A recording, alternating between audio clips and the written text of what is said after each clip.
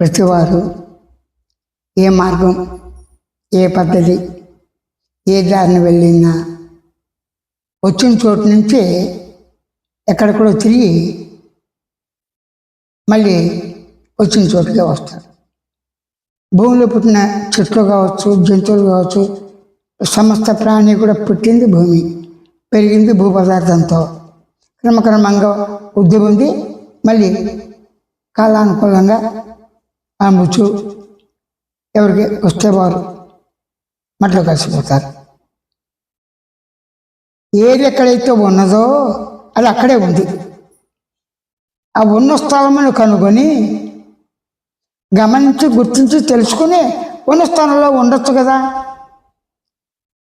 ఇలా గమనాలతో, రాకపోకలతో, అనుభూతులతో అవి అన్నీ కూడా బంధాలు, అనుబంధాలు, రాగద్వేషాలతో కూడినవి. నేను నాది అనే భావంతో కూడినవి. నేను నాది భావన ఉన్నా లేకపోయినా వెళ్తుంటాం, వస్తుంటాం. నిష్కామైన, సకామైన అంటే కోరికలతో పూజ చేసిన, కోరిక రహితంగా చేసిన సమాజం, మానవ సమాజం అందరూ బాగుండాలి ఆ దృష్టితో విశ్వ కళ్యాణం, మానవులందరికీ కూడా బతకడానికి కావాల్సిన వనరులు ఉన్నాయి. సమృద్ధిగా భూమాతలో పుట్టి భూమాతలో ఆమె ఒడిలోనే పెరుగుతూ స్నాన సంధ్యలు అన్నీ మలమూత్రాలు దిగించి అన్నీ విసర్జించి ఈ పంట అయ్యి అది మళ్ళీ మనలోనే వెళ్తుంది. అంటే పంట అవుతుంది, ఎరువు పంట. ఆ పంట మనం తింటాం. మళ్ళీ పెంట అంటే తంది అని కాదు. ఇక్కడ తిన్న తర్వాత విసర్జించినటువంటి ఎటువంటిదైనప్పటికీ భూమిలో కలిగి రసాయన సంయోగాలతో ఒకటి అణువులు, కెమికల్స్ వాటికి అవి ఒక రకమైన పౌడర్ కింద తయారవుతుంది, ఎరువు కింద తయారవుతుంది. ఆ ఎరువు బలంగా ఉంటుంది చెట్లకి, వాటికి అన్నిటికి కూడా. అది పశువులదా, పక్షులదా, జంతువులదా, చేపలదా, పురుగులదా, మానవులదా, రాక్షసులదా, కుంటాడదా, గుడ్డాడదా ప్రసక్తి లేదు. న్యాచురల్గా ప్రతి వారి యొక్క విసర్జించింది ప్రతిదీ కూడా చెమట. 1, 2 తింటాం, కొన్ని చోట్ల వాంతులు, ఆ చోట్ల వాంతులు ఎన్ని అవుతాయి, ఇవన్నీ దూది, ఆ రక్తము అన్నీ కూడా భూమిలో కలిసిపోయి మళ్ళీ పెంటయి మనం తింటానికి ఉపయోగపడుతుంది. అంటే మనం అంటే సమస్త ప్రాణికోటితో సహా భూమి లోపల అంతర్గత బహిర్గతంగా ఆ జలమునందు అగ్నితత్వంతో, వాయుతత్వంతో, మట్టి తత్వంతో ముడి పదార్థంగా ఉన్న తాను భూమిలోంచే పుట్టాడు. భూమిలోంచి పుట్టాడు తవ్వుతూ వస్తాడా? కాదు. ఎడారిలో తవ్వుతే ముందు నీళ్ళు పడతాయి, పడవు. చేయగా ఎక్కడొక్కడ పడతాయిగా, అక్కడికే పాకుతాయి. చెట్లు అంతే కదా. అంటే తడి ఉండాలి, ఎండ తగాలి. మీకు తెలిసింది చిన్నప్పుడు వాతావరణం అన్నీ అనుకూలిస్తే, కిరణ సంయోక్రియ కరెక్ట్గా ఉంటే అప్పుడు చెట్లు చూస్తాయి. అది పిచ్చిగా మంచిగా అనేది మనం వాడకం బట్టి ఉంటుంది. పిచ్చి వైద్యుడికి ఉపయోగపడుతుంది, ప్రతిదీ ఉపయోగపడుతుంది వైద్యుడికి. ఈ పిచ్చి చెట్టు మనం వదిలేస్తాం కొన్ని తింటాయి. కాబట్టి సమస్త జీవులు, వనరులు, సమస్త ప్రాణికోటి బతకటానికి విధంగా ఆ ఏర్పాటు ఉంది ప్రకృతిలో. ఆయన ఈతుంది.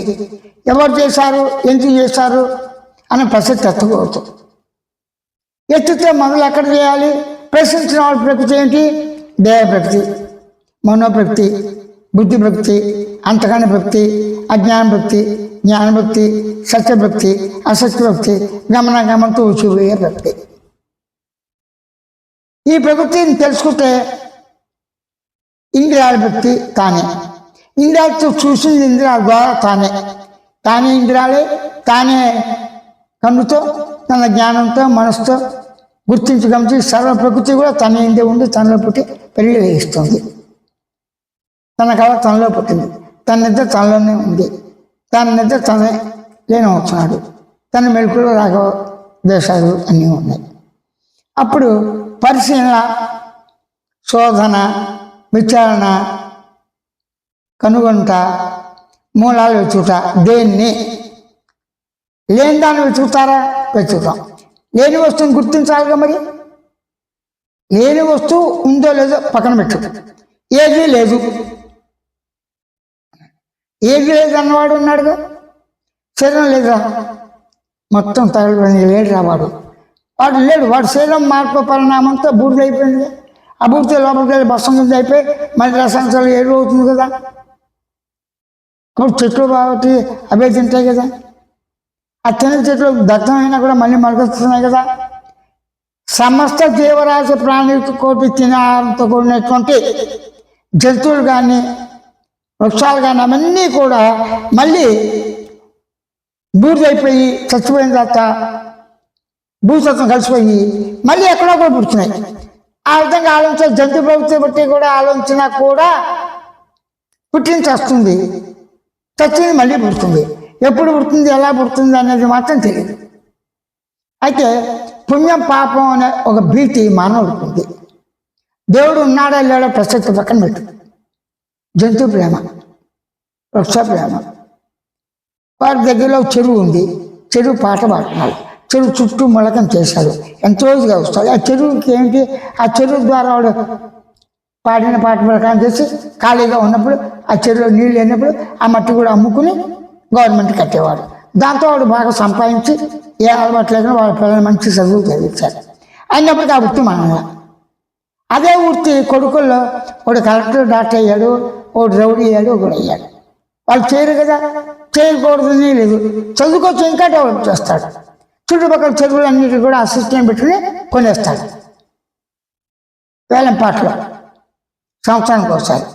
ఆ విధంగా బీడుని అంటే దాలో చవితి నెల వాటిని తీసుకుంటాడు.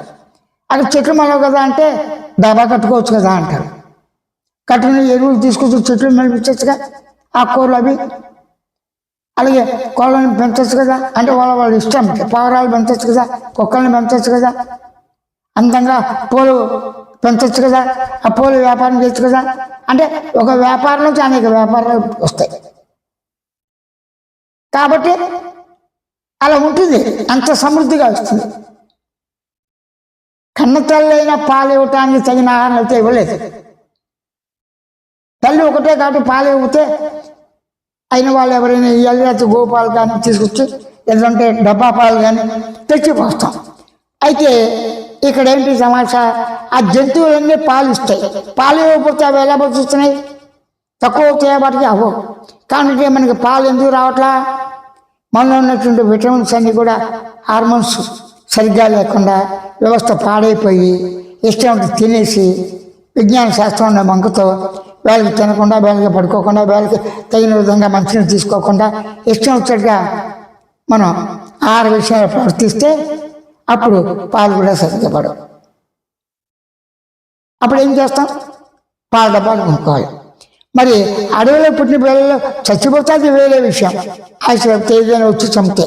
కానీ అవి ఇన్ని 10 పిల్లల్ని పెడుతుంది, 15 పిల్లల్ని పెడుతుంది, 1,00,000 గుడ్లు పెడుతుంది. ఏది? దోమ. మన చీమలు కూడా అంతే. ఎన్ని వాటన్నిటికీ ఆహారం ఎలా వస్తుంది? వాటి సంతానం ఎక్కువైపోతుంది కదా. మానవ సంతానాన్ని మానవుడు చంపుకుంటే వృద్ధి చేసుకోకుండా ఉన్నా కూడా పొల్యూషన్ చేసి తన మనానికి తన దేహానికి తానే కానవుతాడు. అంటే వచ్చే మనం భయంకరంగా వస్తుంది, రోగాలు చూస్తాం. ఇష్టం వస్తే తింటే ఏమవుతుంది? ఇవన్నీ కూడా భయం, ఆందోళన కలిగించేవి. కాబట్టి ప్రతి మానవుడు స్వేచ్ఛ కోరుకుంటాడు. స్వేచ్ఛ కోరుకోవాలంటే స్వేచ్ఛ ఎవరి తగ్గించి ఆశిస్తున్నాం? నమ్మిన నమ్మకంతో ఉన్న దేవుళ్ళ గురించా, నమ్మకం లేని ప్రకృతి గురించా? పోనీ ఈ రెండు పక్కన పెట్టు. ప్రకృతి ఉంది కదా, మిత్రులు ఉంటారు కదా. అప్పుడు తల్లి, తండ్రి, మిత్రులు, అప్పచెల్లి, మనుషులు నమ్మకుండా, విశ్వాసం లేకుండా ఏ వ్యాపారం, ఏ పనైనా చేస్తాడు. కుదరదు అసలు. ఏ బిజినెస్ నాకు ఏం లేకపోయినప్పటికీ కడుపులో మంత్రసాధన ఉన్నప్పుడు కూడా ఇంటికి వచ్చిన డాక్టర్స్ నమ్మకం ఉండాలిగా. అంటే నమ్మకం బతికిస్తుంది. ఆ నమ్మకం ప్రయత్నంతో సాధించాలి. ఆ నమ్మకాన్ని పోగొట్టుకోకూడదు. కానీ ఆ నమ్మకం ఎవరి గురించి? బయట నుంచి వచ్చే వాళ్ళ గురించి వస్తాడో లేదో గ్యారంటీ లేదు. ఏ విధంగా? ఒక శుభకార్యం జరుగుతుంది, వస్తానంటుంది, ఇంట్లో ఆడవాళ్ళు రాకూడదు మానేస్తాడు. ఏదో మైలు వస్తుంది మానేస్తాడు. జంతువులు కాదు లేదుగా, జనరల్గా ఆ రావటాలు పోవటాలు గుంపులు గుంపులుగా వస్తుంటాయి కదా. అయితే తన ఇంట్లో ఉన్నప్పుడు తనకు మైలు వచ్చినా బయట వచ్చినా, ఇంట్లో ఉన్న పిల్లలున్నా ఎవరు లేకపోయినా బయట అనుకుంటూ వెళ్తారు, పోయిగా మానేస్తారు. ఆ ప్రవర్తన బట్టి. కానీ మరి తింటాడు కదా, మైలు వచ్చింది ఆపేస్తారా? మంచిగా తాగుతారు కదా, కనీసం స్నానం చేసిన తర్వాత తాగాలి కదా. నేను అంటే ఏంటి, చావు పుట్టుకతో సంబంధం లేకుండా నిత్యకొచ్చే వ్యవహారాలు అన్నీ అందరికీ అవసరమే. అవసరమని ఎందుకున్నా స్నానం చేయకుండా ఆపేసి అవసరం కాదండి. గోళ్ళు పెరుగుతుంటే ఆపేయండి. అలాగే అతిబాగుడు దూరత లక్షణం ఉన్నాడు. అతి వినయం కూడా అంతే. ఎక్కువ మాట్లాడుతూ మాని ఉండలేదు. ఎక్కువసేపు నిద్ర పోండి నటించండి ఉండలేదు. ఎక్కువసేపు ఒక ఆసనం కూర్చోండి ఉండలేదు. జరిగింది చొక్కా నాలుగే పెట్టుకుని జీవితాంతం అదే చేయండి కుదరదు. అంటే ఎప్పుడు మార్పు ఉంది. వయసుతో పాటు కట్టే బట్ట, తిండి, ఆహారం అన్నీ కూడా మార్పులు వస్తున్నాయి. పిలుపులు మార్పు వస్తాయి. నేను దాకా నాన్న నాన్న మెల్లగా వచ్చేటికి తాతరా, నాకు నాన్న నీకు తాత. అందుకోసం పిల్లలకి తల్లిదండ్రులతో పాటు తాతయ్య, మామ, తాతయ్య అని బాగా అంటారు, నేర్పుతారు. అంటే వినికిడి వల్ల వాడు స్వరంతో ప్రయత్నం చేసి అనుకరణ చేస్తాడు. అది నేచురల్గా అవుతుంది. ఏమి లేనప్పుడు రోజు వచ్చి కాకులు అరుస్తూ ఉంటే అవి చూసి పిల్లాడు కూడా కా కా కా అంటుంటాడు. చిలకలు, తెచ్చ పెట్టలు అవి. అలాగే ఇంట్లో ఉంది, ఆ వంబా అని బుద్ధి నడుస్తుంది. నాన్న పాలు తీయాలి, దోడు గుంజు గెంచుకుంటుంది అంటాడు. వీడు వెళ్ళేసి వదిలేస్తాడు. వీళ్ళు చూస్తూ ఉంటాడుగా. అంటే గమనికలో చూసిందంతా కూడా గమనిస్తే చాలు, మన్నం సాగుతుంది. శ్రద్ధ ఉండాలి. ఆ మన్నం ఎప్పుడైతే సాగిందో దృఢపడిపోతుంది. ఇంతే. చిన్నప్పుడు గోచి పెట్టుకున్నాడు, డ్రైవర్ వేస్తున్నాడు. పెద్ద అయినప్పుడు కూడా అలా ఉంటాడు. ఇంట్లో అయితే ఉంటాడు కానీ బట్టలు లేకపోతే ఉండడు కదా. అప్పుడు ఏంటి, వయసుతో పాటు డ్రెస్ మారుతుంది, వయసుతో పాటు ఆహారం మారుతుంది, వయసుతో పాటు రోగాలు రుచులు రావటం రాకపోవటం అది వేరే విషయం. సంతానం పెరుగుతుంది, పెళ్ళి అవుతుంది, అన్నీ వస్తాయి. చివరికి ఏంటి, అన్నీ బూడిద. దాంతో సర్వులు కూడా వెనక ముందు బూడిద అవటానికి పుట్టావు. నువ్వు ఎందుకు పుట్టారా? బూడిద అవటానికి. బూడిద ఎందుకు రా? పుడతానికి. అంతే. అయితే బూడిద మాట్లాడుతుగా, భస్వం మాట్లాడుతుగా. పంచభూతాలు కలిగితో వచ్చిందిగా భస్వం. అన్న మట్టిలో ఆ భస్వంలో ఆకాశతత్వం, జలతత్వం, అగ్నితత్వం ఉంది కదా, పృథ్వీతత్వం ఉంది కదా, ఆకాశతత్వం ఉంది కదా. అంటే పంచభూతాల్లో కొన్ని కలిసి వస్తు రూపంగా అయినాయి మిగతా వాళ్ళ సహకారంతో. సో ఏ రకంగా నావని పంచభూతాత్మగా అంటే పంచభూతాల కలిగి చేత ఏర్పడ్డ శరీరంలో నేనున్నాన్న భావన ఉంది. అదే పంచభూతాలతో తయారైన మనసు, బుద్ధి, చిత్తాహంకారంతో నిద్ర, కళ, మిగతా అన్ని కూడా పంచభూతాలు లేకుండా లేవు కదా. అప్పుడు నీకు నేను దేహం అని అంటున్నావు, కరెక్టే. ఆ దేహంతో పాటు ఏంటి, నేను దేహాన్ని, నా గుండె నేను అనుభవిస్తాను, నాకు జబ్బు వచ్చింది, క్యాన్సర్ వచ్చింది అనుభవిస్తాను, నాకు మలమూత్రాలు సవ్యంగా ఉన్నాయి కానీ పొట్ట మాత్రం వస్తుంది అంటే అన్ని నేను నాటిగానే ఉపయోగించుకున్నావు కదా. ఒక దేహంతోనే ఎందుకు వచ్చింది నీకు భ్రాంతి? దాని కారణం ఏంటి? ఊపిరితిత్తులు ఉండినాయి, 4 ఉంటాయి ఎవరికైనా. ఒక గుండెని చిన్నది, పెద్ద మెదళ్ళు 2 ఉంటాయి. 2 గుండెలు, 4 మెదళ్ళు, ఎన్ని పూసలు 4 ఉంటాయా? కొన్ని కోనపల్లి అతుక్కుని కానీ నిజం అంటారు.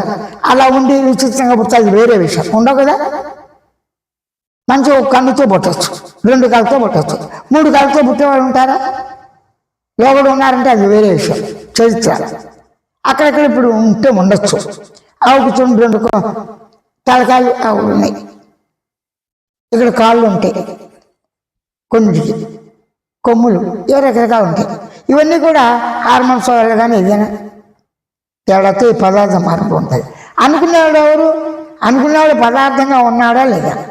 శబ్ద స్పర్శ రూపరసగంధాదులతో, జ్ఞాన కర్మేంద్ర ప్రాణేంద్రాలతో, నిద్ర కళ మెరుపుతో ఉన్నంత పదార్థంగా నేనే ఉన్నాను. నేను ఉన్నాను.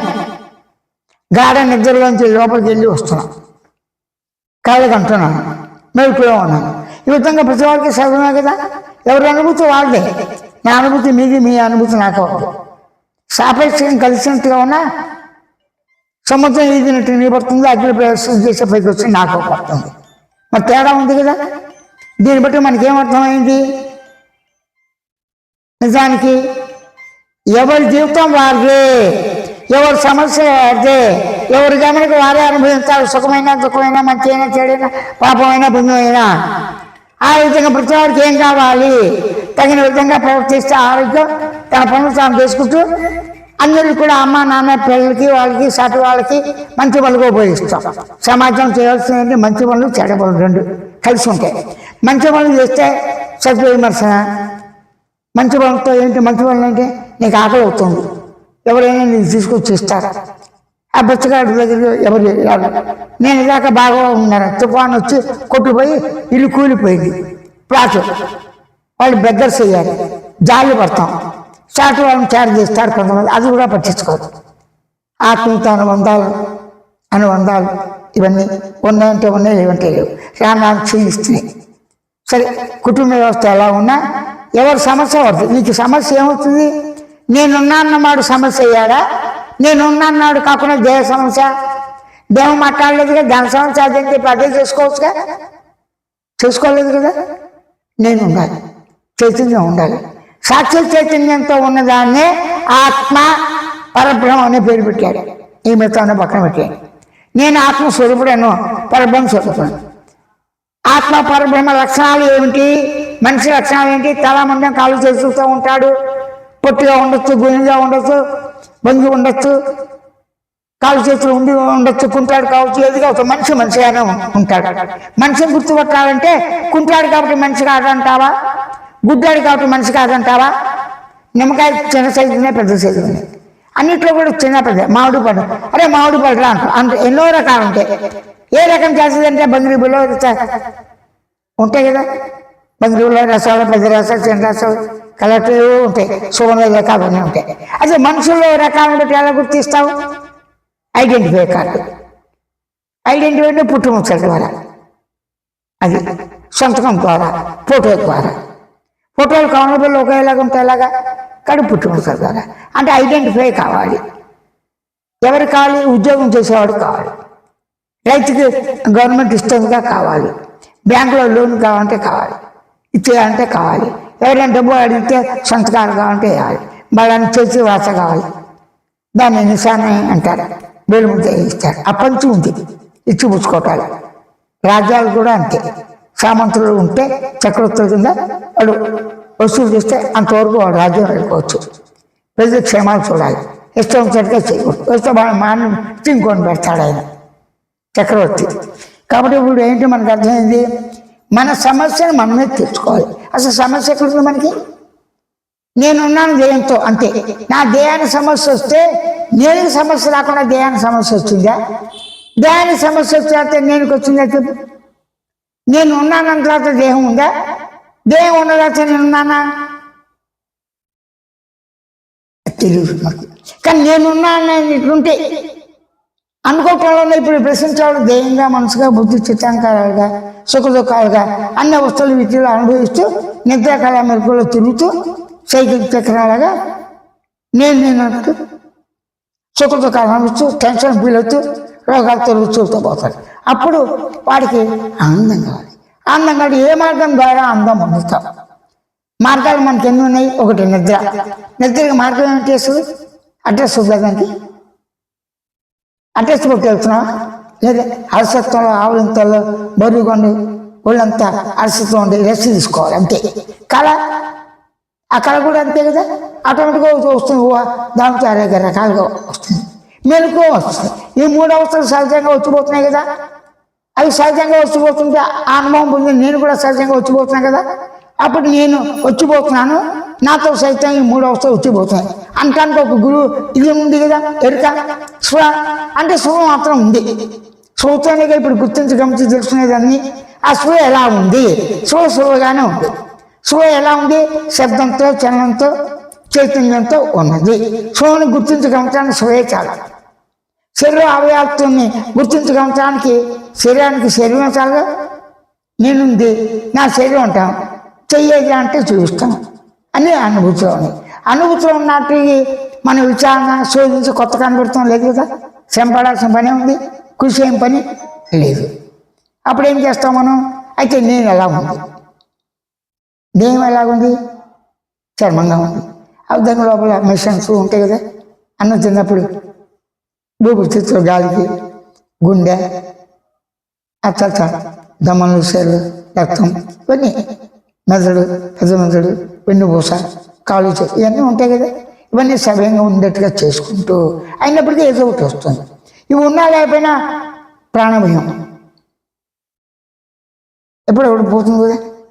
అది ఇంకా దిగుడు. కాబట్టి ఇంకా ఉండాలి. ఎందుకంటే అందరితో పాటు ఉండాలి, సకుటుంబంగా ఉండాలి, తెలిసిన ఈ బంధాలన్నీ ఉండాలి. నిద్రపోయి వస్తాడు, ఎందుకంటే నిద్రలో బంధాలు లేకపోయినప్పటికీ మళ్ళీ నా శరీరంలో నేనే వచ్చి అమ్మ నిద్రపోయి హాయిగా ఉంది, ఈ శరీరంతో మన పిల్లల్ని నిద్రపుచ్చుతాం, పెంచి వదలు చేస్తాం. అంటే ఈ బంధాలు వదులుతున్న వదలట్ల కలగాన్ని కళ్ళ చచ్చినట్టుగా వచ్చిన, స్వర్గం వెళ్ళి వచ్చిన, నిద్ర వెళ్ళి వచ్చిన, రోజు చేసే పని వచ్చిన తను బతుకుతాడు. ఈ శరీరం నాది, శరీరం చావలేదు నా భావంతో ఉంటాడు కాబట్టి ధైర్యంగా ఉంటాడు. కానీ ఒకేసారి చచ్చిపోయిన తర్వాత ఎవడుగా అంటే చావంటే భయం ఏమో అప్పుడు జందో లేదు. ఒకవేళ ఉంటే ఎలా ఉంది, ఎవరిని ప్రశ్న వేసుకుంటే ప్రశ్నించేవాడు ఎవరు? తాను ఎలా ఉన్నాడు ఎరుగుతో గమనించి గుర్తించి తెలిసిన లక్ష్యంతో మౌనంగా పరిపూర్ణంగా ఉన్నాయి. అదే సత్తు చిత్తు ఆనందాన్నిచ్చే పరిపూర్ణంగా ఆత్మ బ్రహ్మం, బ్రహ్మ ఆత్మ ఉంది. దాన్ని సామాన్య జ్ఞానంతో, సామాన్య గమనికతోనే, సామాన్య తెలివితో, సామాన్య స్పృహతో, సామాన్య భావంతోనే, సామాన్య శబ్దంతోనే, సామాన్య గమనికతోనే గుర్తించి గమనించి తెలుసుకుని మన పనులు మనం న్యాచురల్గా చేసుకోవచ్చు.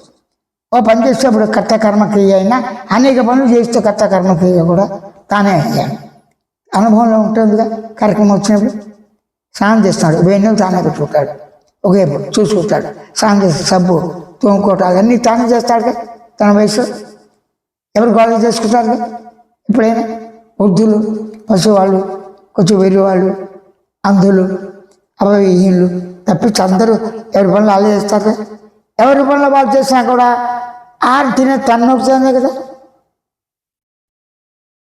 ఒకవేళ అంత పోతే వాళ్ళ తాలూకా వాళ్ళు ఎవరు చూడ చచ్చిపోతాడని అనుకోకలే. అలా ఉన్నా కూడా బతుకుతున్నారు కదా.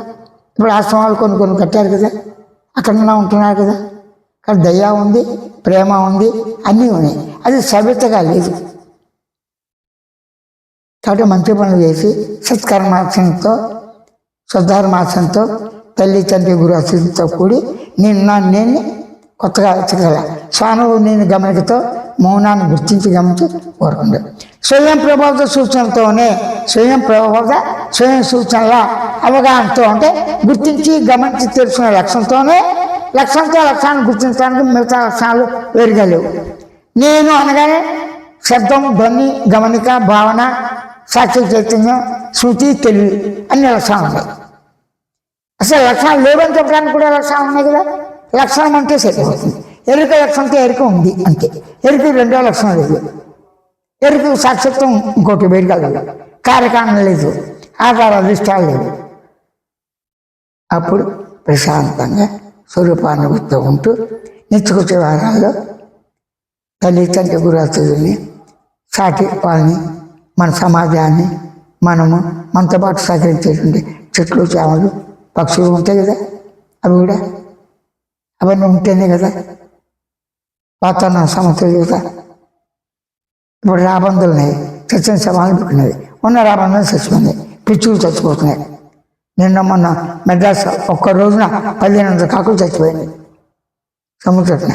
వైరస్ ఫీవర్ అంటుతుందని చెప్పి జాగ్రత్తగా చూసుకుంటున్నారు.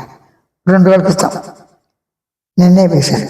కాబట్టి ఎప్పుడు చావు వస్తుందో, ఎప్పుడు పోతుందో చెప్పే కన్నా బతిగా ఉన్నాం అంటే గుర్తించి గమనించే లక్ష్యంతో నేను గుర్తించి అప్పుడు సంస్వరూపంతో ఉంటూ మానవ సేవతోనే అందరిని చూస్తూ ఆస్తికత్వం హేతువాదం ఇది అని అందరం మానవులే. ఇతరులను ఖండించకుండా సంస్కారంతో వాళ్ళు అందరిని ప్రేమిస్తూ మనిషి బతకడానికి కావాల్సినటువంటి ఆహారం, వస్త్రము, ఆ విధంగా అనుబంధాలు, సుఖత కల్పన చేయడానికి మానవులు ఉండాలి. కనుక అట్లా ఉంటే నిజమైనటువంటి బంధం. ఆ బంధం నీ ఆత్మతో కొత్తగా రాదు. ఆత్మ స్వచ్ఛ సిద్ధం, స్వచ్ఛ సిద్ధం, స్వచ్ఛగా ఉంది, సొంతంగా ఉంది. గమనించి గుర్తించి తన తానే గమనించేవాడిగా గమనించేవాడు గుర్తించి ఊరుకుంటే చాలు. బోధ ఎక్కువ చెప్పామని తక్కువ చెప్పామని కాదు. నీ దృష్టితో నువ్వు చెప్పు, నీ దృష్టితో గుర్తించి గమనించాలని నీ అందే నీలో పుట్టి పెరిగి నీవే ఉన్నావు, నీవే. ఆ దృష్టి స్వయం దృష్టి, స్వయం ఎరుక.